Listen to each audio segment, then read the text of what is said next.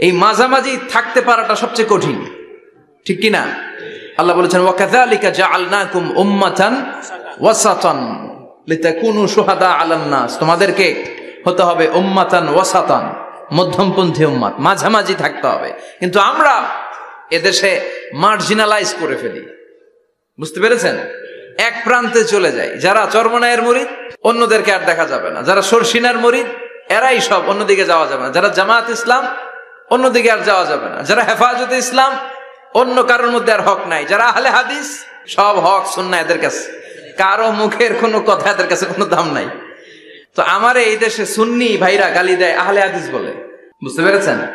মাঝামাঝি থাকাটা এই বাংলাদেশে খুব কঠিন, কিন্তু আপনাকে মাঝামাঝি থাকতে হবে, আপনাকে ওয়াসাতিয়ার পদ্ধতিতে আসতে হবে, উম্মাতান ওয়াসাতা, মাঝামাঝি। মাঝামাঝি ডানেও না বায়াও না, সিরাতুল মুস্তাকিমে ডান বাম নাই, এটা সোজা।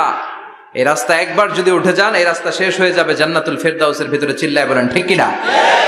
এজন্য আমরা যেন মিডল পাথ ধরি, আমরা যেন কট্টর না হই, আমরা যেন মাঝামাঝি হই। আপনি তাবলিগ করতে পারেন, করেন, খুব ভালো।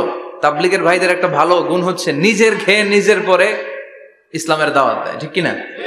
নিজের টাকা ভেঙে দাওয়াত দিচ্ছে, তো তাদের কারণে অনেকে কালিমা শিখছে, অনেকে নামাজ শিখছে, তাদেরও কন্ট্রিবিউশন আছে না নাই?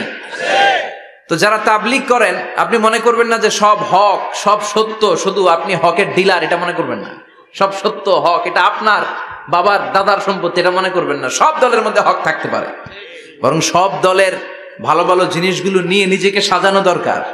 কথা বলেন? জামাত ইসলামের মতো, হেফাজতে ইসলামের মতো আন্দোলনের স্পিরিট থাকতে হবে, চিল্লা এখন ঠিক কিনা? আমার সুন্নি ভাইদের মতো নবীর প্রেম অন্তরে থাকতে হবে, চিল্লা এখন ঠিক কিনা? তাবলিগের ভাইদের মতো হৃদয়ে ইখলাস থাকতে হবে।